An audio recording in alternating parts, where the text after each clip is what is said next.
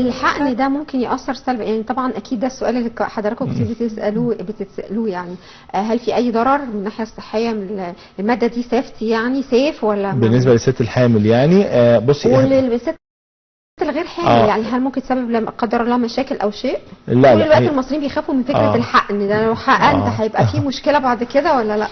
لا، هو بصي، هو اي ادويه بيتم تداولها في طب جراحه التجميل دي ادويه مجربه عالميا ومعترف فيها عالميا، وتاخدين موافقات عليها سواء منظمه الصحه والاغذيه في امريكا او واخده CE مارك في الاتحاد الاوروبي. فدي بتبقى حاجات معترف فيها دوليا، ووزاره الصحه في مصر معترفه بيها. فاي حقن في مجال طب جراحه التجميل، خصوصا يعني دايما بنقول التقنيات اللي بتستخدم في طب جراحه التجميل دي تقنيات معترف بيها وتم تجريبها وخضعت لمؤتمرات عالميه وتجريب عالمي، فبالتالي مفيش منها اي خطوره خالص.